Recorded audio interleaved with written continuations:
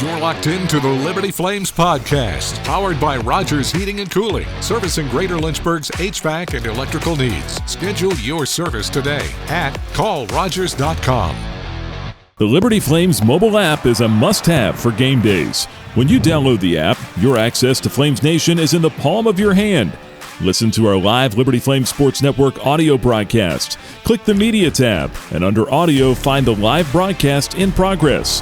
Football, basketball, baseball, coaches shows, all right here.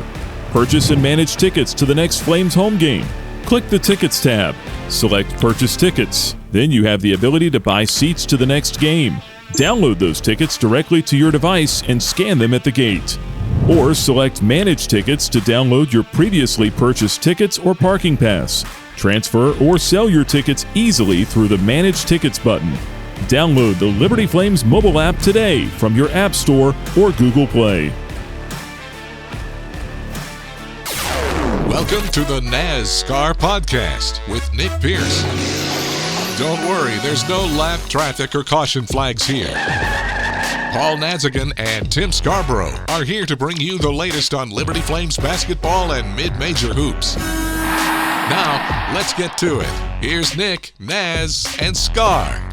Let the March Madness begin. We are here for Conference Tournament Week. It is the NAZSCAR podcast. Glad to have you on board. I'm Nick Pierce, Paul Nazigian, Tim Scarborough, Naz, and Scar with us as always here this week as we look ahead to postseason play. The Flames are ready to roll in Huntsville, Alabama. They are ready to take on either the 8 or the 9 seed. That'll either be FIU or Missouri State. We'll talk about that in just a bit. We'll also look back to this past Saturday as Liberty wrapped up the regular season with a 79-72 win at home over Sam Houston. We'll break down the bracket, tell you our dark horses to keep an eye on. The guys will tell you who they think is going to be the Conference USA Player of the Year, or who, at least who's going to be in the running. All that and much, much more on the way. So stick around. Go ahead and lock it in. Lots of podcasts out there this time of year. Lots of opinions. We appreciate you valuing ours and inviting us into your earbuds. Hit that follow button. Subscribe to the Liberty Flames podcast, powered by Rogers Heating and Cooling, servicing Greater Lynchburg's HVAC and electrical needs. You can schedule your service at callrogers.com. Hit the follow button, subscribe wherever you get your podcast, Apple or Spotify. You can also find us on the Liberty Flames mobile app or on our Liberty Flames YouTube page as well. If it's not enough to hear our voices, you want to see our faces, that's where you can find us on YouTube. Fellas, good to see you again, and happy March to both of you. I know it's got to be exciting, right? Man, the madness has begun. You look around, some of these lower-seeded teams are starting to win these conferences already.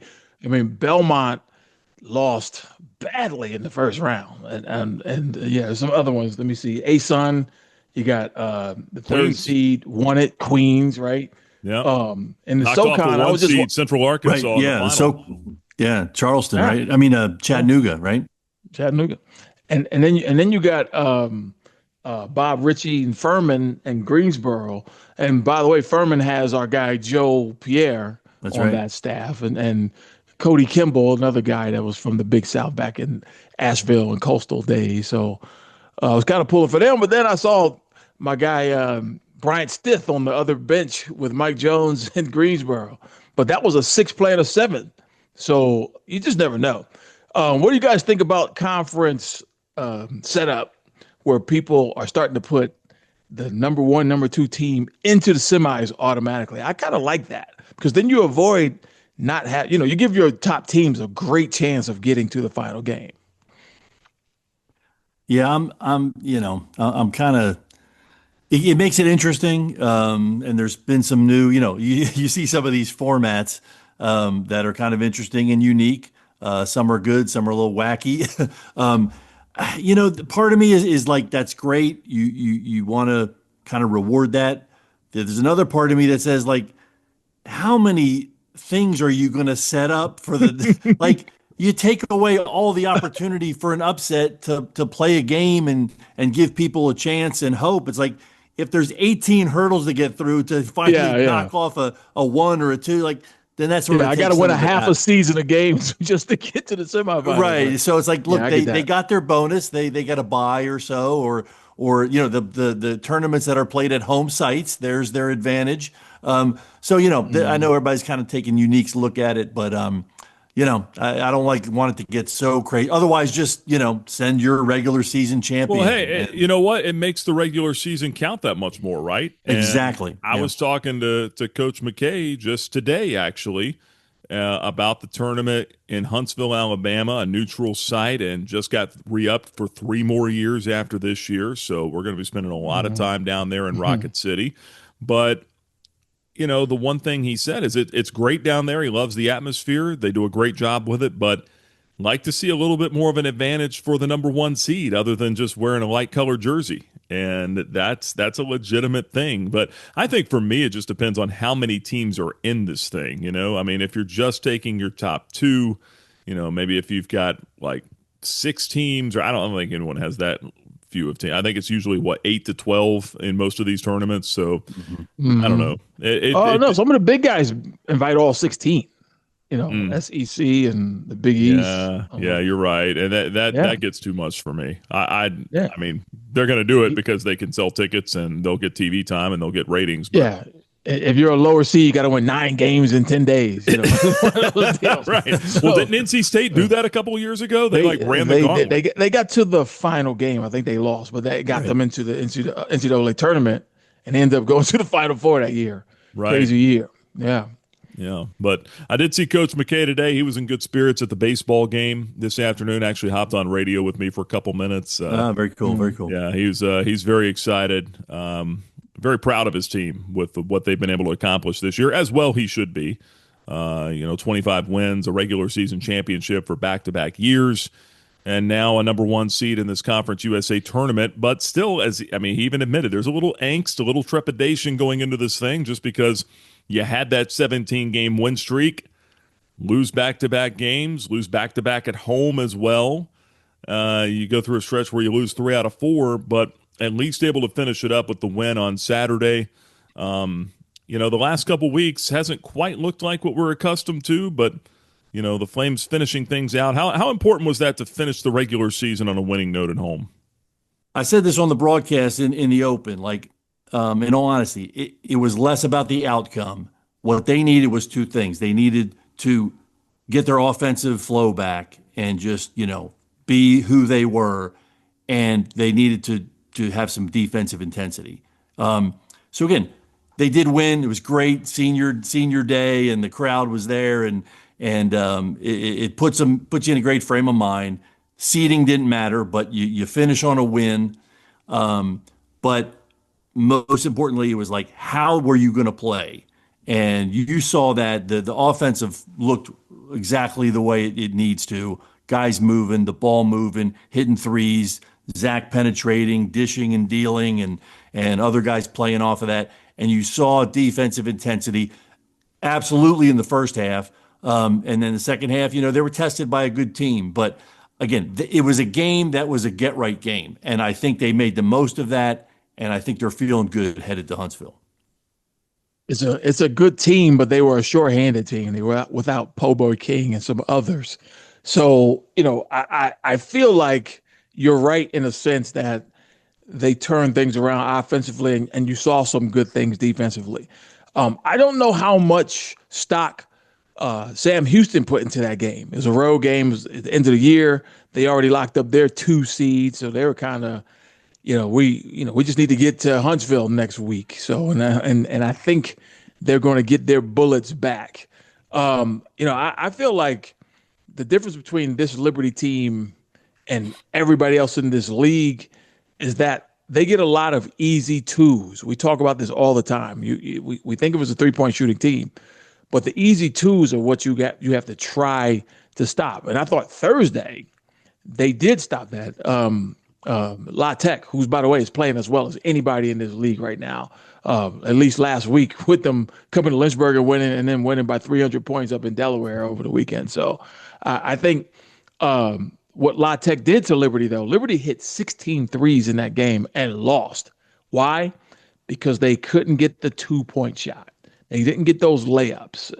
Looking at the box, Liberty made 16 baskets from three. They only made 23 total. So they only had 7 2-point shots that the whole game.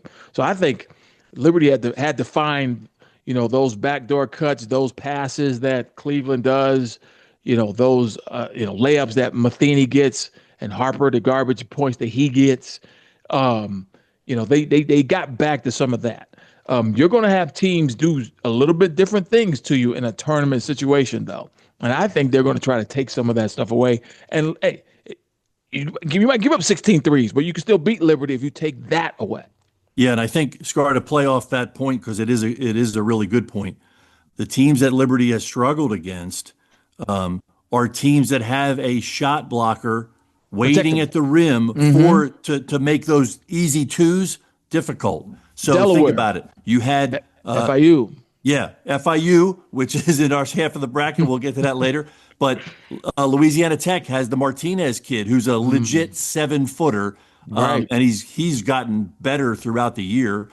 And so, and you think a couple other teams, that have a guy where you can then extend your pressure out, because if there's a backdoor cut or if it's off penetration, you got a shot blocker or a shot alterer back in there waiting. And so you're right. Liberty's going to have to be ready for that, and kind of have a counter for them running you off the line and running you into a 7-footer.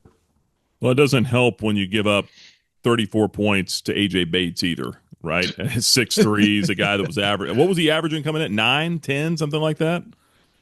He got 34 points in 40 minutes. That's one of those, where you're not quite. And that's why that was Thursday night.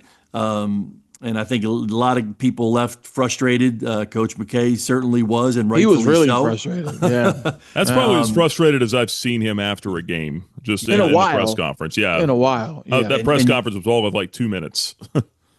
Yeah, and you can feel his frustration. You know why? It's like, that's not Liberty basketball, and that's not what it's going to take to win a championship. So again, that was kind of a main emphasis on Saturday afternoon. There has to be a defensive commitment. And again, you saw a huge step. Scar, you're right. There were some things at play. There's no seeding on the line. It's really kind of a shame, because if that game takes place like 2 weeks ago, what a one play in two, that would have been incredible. But it was a little anticlimactic. But again, I think each team said, here's what we need to get out of it. Like Sam Houston, I was joking, they needed some bubble wrap, because they could not afford another injury. They just want to get to Huntsville. But yeah, you saw them step up defensively, and again, they'll be talking about that the next couple days before they play on Wednesday. I think it's important to kind of take a moment here before we kind of get into the bracket and just look at this senior class for the Flames that they recognized, and we've talked about them extensively, but this may be one of the last times we really get to do it. I mean, Zach Cleveland, Colin Porter, Caden Matheny, J.J. Harper as well, Xander Yates, Josh Smith, those guys also playing a factor here. But when you look over the last 4 seasons, this team is 98-36 with 3 regular season championships, 2 outright, a conference tournament title, the chance to win a second one. That's a lot of winning over the last. Liberty is one of 22 teams in the country with 25 or more wins this year. They finished 25-6 for a second straight year. I mean, we've talked about how special these guys are, but for them to be able to have that platform at home one more time this past Saturday, I thought that was special. They got the trophy out afterwards, celebrated a little bit, and just kind of had a moment. Not to belabor it, because you got to turn the corner here, right? But it was just cool to see them be able to have that moment with the home crowd. Yeah, I'm sure. I know, Naz, you were there. I would have loved to be there for that, because this is a historical moment, I think. This is a historical class. You mentioned the winning of that group, but that 3, the big 3, Cleveland, Porter, and Matheny, they have a chance to really cement their legacy. I think they already have cemented it, but they have a chance to kind of put it in another stratosphere if they could get to the NCAA tournament for 2 years straight. And I'm really glad they ran it back in this era of transferring and this era of NIL. it's rare that you see retention. That's a new word that people are using now in the college basketball world. Can you retain your talent? And most people cannot, because greener pastures are calling for them. So, for those three to come back and play together and then have the historic run they had, that 17-game win streak is nothing to sneeze at. There's a lot of teams in the country that have never won 17 games in a row. And, you think about how they did it. Dayton is in the middle of that. I mean, that, the beginning of it, really, second game. Yeah. But Dayton's in the mix. I mean, they went to Dayton and snapped their 31-game non-conference win streak. So, and it's hard to win. I mean, people talked about Miami of Ohio and their strength of schedule. I don't care what league you play in, trying to win every single game. There's many games in January and February in conference on the road where your team is going to lay an egg at some point. It happens to everybody. It happens to UConn. It happens to Michigan. Gonzaga lost to Portland State this year. So, those things happen. So, you have to reward teams that can get together and win every single game. So congratulations to Miami, the Red Hawks. But back to Liberty, winning 17 games in a row is really good. So they've already kind of put this particular version of Liberty basketball on the map, both nationally and in the historic annals. But they need to close the deal this week. And I'm just saying, I don't know if they will. I hope so. As a fan, as an alum, former coach, former player, broadcaster, all that, I'm tied to this program. But, man, this league, it is not a big difference between number one Liberty and the 10th team in this league. It's just not.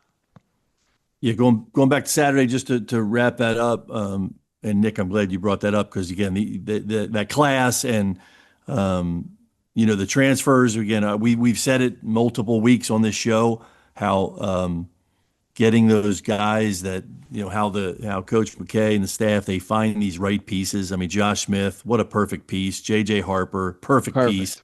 Yeah. And, for those guys to kind of come in and contribute and also get to be a part of just a great season that's, not over yet, is really special.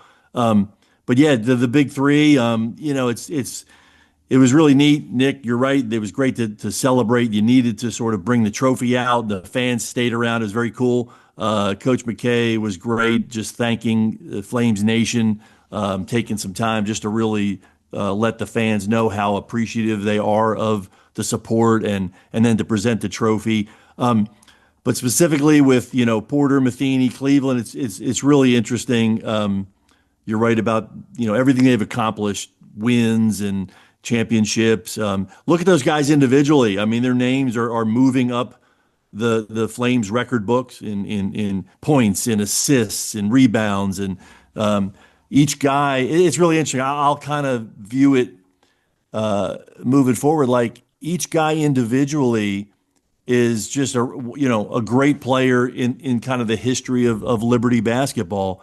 But I think they're forever linked, kind of as a the threesome. Like individually, they're great, but like think about some of the great names of the past, Scar, even back to our era. Like you think about guys individually, McGee and Caleb Holmesley and the Hildebrand and some of these the Hall of Famers. Aluma and Nwosu, two different. They never even played with each other. Right. But they had their own. Go back moments. And the big names jump out, and again, these guys are up near the top in their individual stat columns. But as a threesome that really said, let's, like you said, Scar, let's come back. Like and they talk about that, how they really kind of wanted to do it together, and there was a real bond there, and.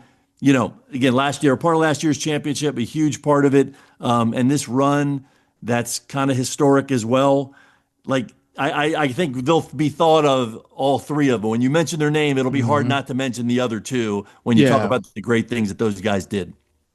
Yep, no doubt about it. And we'll see next week, and that's what we're going to talk about now with the conference tournament seeding out. It is going to be very difficult for whoever wins this conference tournament this year. I felt really good about Liberty going into the conference tournament last year. I'm not saying I don't feel good this year. I don't feel as good just because I think, Tim, you mentioned it, the margin, that razor edge, is just so thin this year. But the Flames have been in the fight, and they've got a lot of one-possession wins. We'll talk about that in a bit as well. But let's look at this bracket here. Tuesday opening round. These are the extra games that you have to play, right? So as one of the top 2 seeds, you do get the benefit of being able to play on Wednesday. You get the off day Thursday, and then you don't have to play again until Friday, Saturday, right? Well, these lower seeds, 8, 9, 7, 10, you got FIU and Missouri State. They're going to kick this whole thing off, and wouldn't surprise me if that comes down to a buzzer beater to start the thing. FIU and Missouri State, 6:30 Eastern on Tuesday night. Jacksonville State, New Mexico State, 8 o'clock Eastern, 9 o'clock Eastern or thereabouts on Tuesday night. Both those games will be worth staying up for, I promise. Then Liberty will get either FIU or Missouri State on Wednesday in the quarterfinals. Now, Liberty will have fresh legs. FIU or Missouri State won't. You might hope it comes down to a buzzer beater or maybe overtime for those two. If obviously if you're rooting for the Flames, which most of you are that are listening to us. Liberty with 2 overtime games against FIU this year. Missouri State, they beat them in the lone meeting that they had. I don't know. I mean, just looking at this thing, and then Sam Houston on the other side, they get either Jack State or New Mexico State. Sam Houston is the 2 seed. Your 3 is Western Kentucky. They've got Kennesaw State Thursday night. Louisiana Tech all of a sudden hot after a couple wins this week, but they're playing a Middle Tennessee team that's come back around and won 5 straight. That's the early game on Thursday. When you guys look at the bracket, Tim, I'll start with you. What jumps out right away?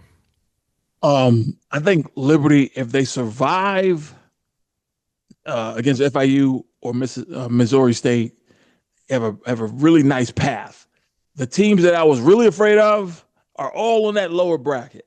Western Kentucky, Kennesaw, Sam Houston, Jacksonville State. They're all Liberty. We don't have to play them in a championship scenario. So, I think they did. This could have been the draw could have been a lot tougher than it is. Not that it's not tough, because I think FIU is got as good a chance as anybody in this league of beating Liberty. It's just a bad matchup for Liberty. So as a fan, I'm hoping Missouri State wins that game. However, they have 2 of the better players in this league, and Keith Palick and Michael Osabensu. I mean, both those dudes are probably all conference players in a league where there's a lot of really good players. I think both of those guys are going to get a lot of votes. So, you never know in a 1-game scenario. I think playing that night before, honestly, is an advantage. It doesn't seem like it because you think one team is resting and they're waiting and they watched you. But over the years, in Conference USA, I've seen that 8-9 matchup, and then that team plays the 1, and they're lifted up because they had a really tough game the night before, and they just kind of carry that momentum in, where that 1 seed hasn't played in 4 or 5 days. They've been sitting around, and then they come out flat, and then they're in a fight that they didn't think they were going to be in. And that's hard to get out of. When you're in a fight that you didn't think you were going to be in, and now you're in it, it's hard. You're in the works at that point. So I would say, Liberty has a really good bracket.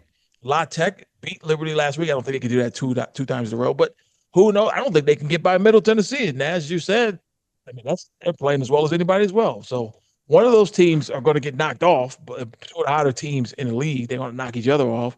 And then Liberty has to beat one of them to get to the championship. So it's not a bad draw, all things considering. Yeah, my initial thoughts are these. The 10th seed, who barely made it into the tournament, took Liberty to 1 possession on both of those games. and then the 8 seed took Liberty to overtime 2 times. And the 9th seed was there within a possession or 2 at Liberty Arena. It is an insane, I'm telling you, it's so good but odd how these teams can look and have you always have life like, hey, it's tournament time. We got one more chance. Yeah, we've But seen these it. teams have legitimate cases to believe that they can go in there and win because they can look at the regular season and how they played the top teams. Listen, Sam Houston, who, we think is a very, balanced, capable team, lost 7 times in conference.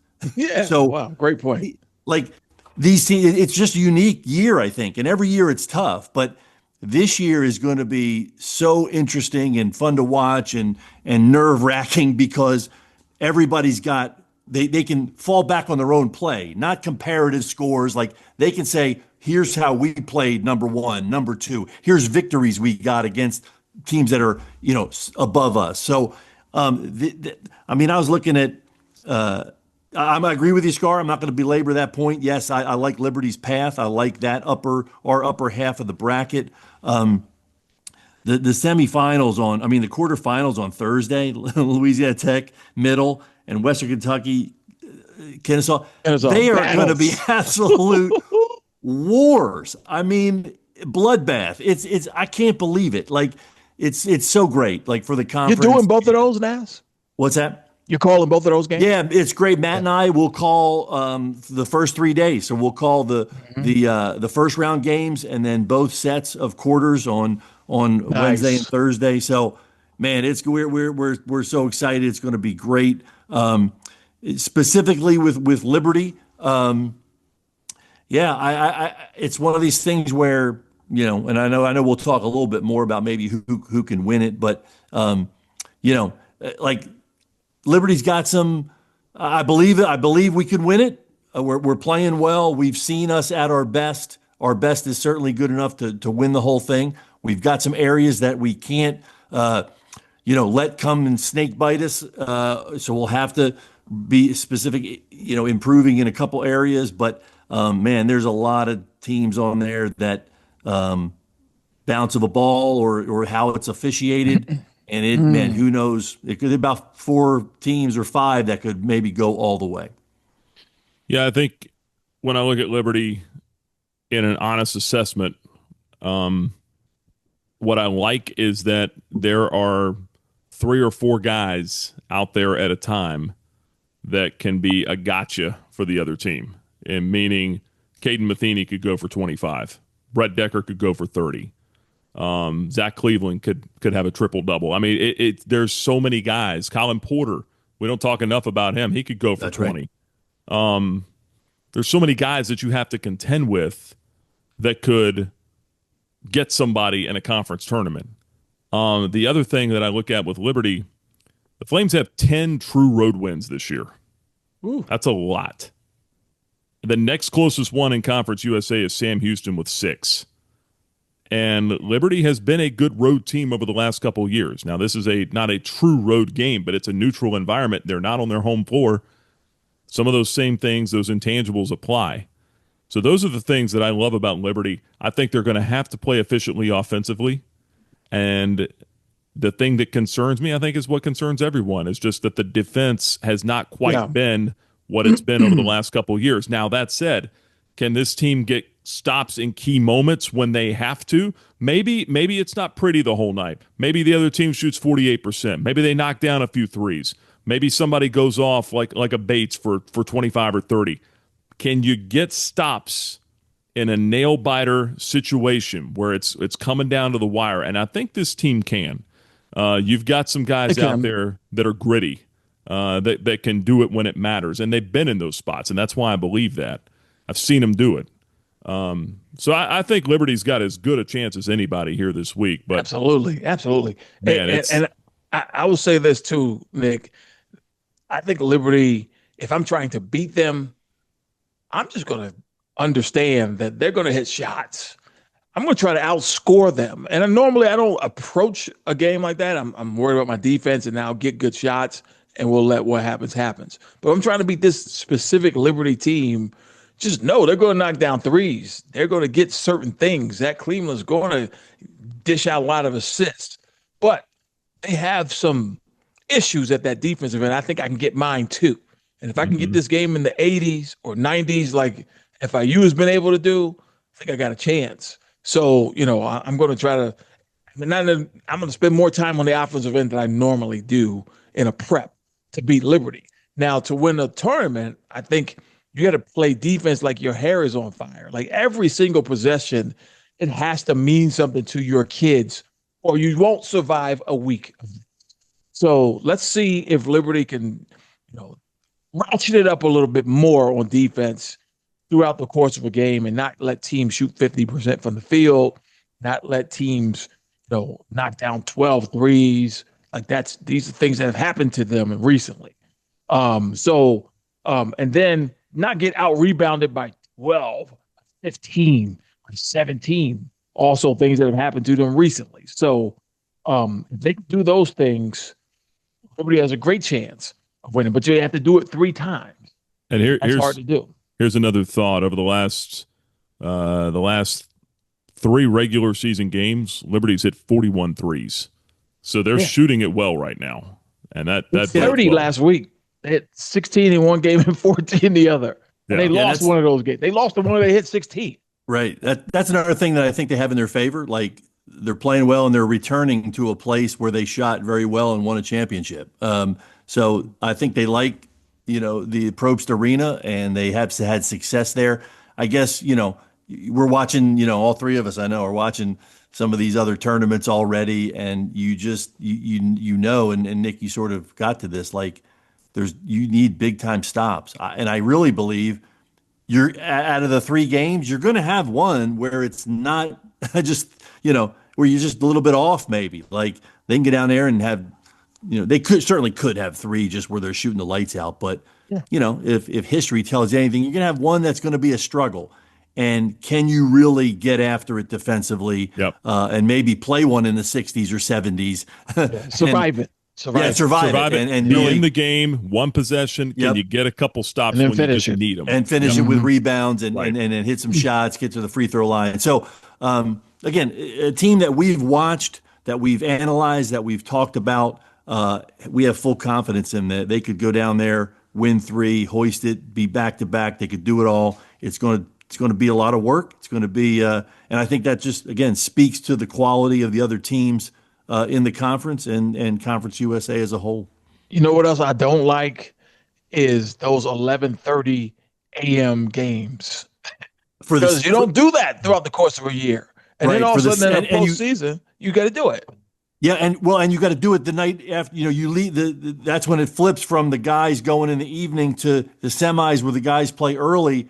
So guys get off the court at the end of the night. But they have that day in between though. This, the 1 and 2 seed do. Well, so, yes, the 1 and 2 seed do. So, it makes the path a little bit easier, and it should. Like to Nick, to your point, the coaches should get something out of the being the top seeds. But you're right, Scar. That's a hard, not only on your body, but just the whole. It's an odd thing. Yes, game prep. Things happen because you haven't played at 11:30 a.m. all year. Yep, team meal and shooter. No, you won't have a shoot around usually, so it does. It's kind of crazy. That's where that's where your experience, guys that have been through it once, mature guys, can probably handle that a little better than newcomers. They're young guys. They're kids. They're fine. Well, sometimes they don't know what they don't know. So they get up at 6 a.m. and go play down at the Y. That's what they'll tell you, right? No, this should be a lot of fun. I'm incredibly excited, looking forward to watching all these games here next week in Huntsville, Alabama. Again, the Flames will tip it off in Huntsville against either the 8 or the 9 seeds, 6:30 Eastern Wednesday night in the quarterfinals, ESPN Plus. Paul Nazigian on the call along with Matt Warner, and then Alan York, of course, will have the radio play-by-play for us on the Liberty Flame Sports Network from Van Wagner as well. So looking forward to that. Gentlemen, as always, another great show. We could go on probably another 40 minutes or so, but we'll save it for now. We'll save it for NCAA Tournament week next week. How about that? Do it. That sounds good. Looking forward to it. Hit that follow button. Subscribe to the Liberty Flames podcast, powered by Rogers Heating and Cooling, servicing Greater Lynchburg's HVAC and electrical needs. Schedule your service at callrogers.com. You can find us on Apple, Spotify, the Liberty Flames mobile app, also on YouTube as well. the Liberty Flames YouTube official page. Lots of different ways to access the NASCAR podcast. For Naz, for Scar, I'm Nick Pierce. Thanks so much for joining us, however it may have been here this week. Enjoy the Conference USA Tournament, and we look forward to talking about it next week with you. So long, everybody.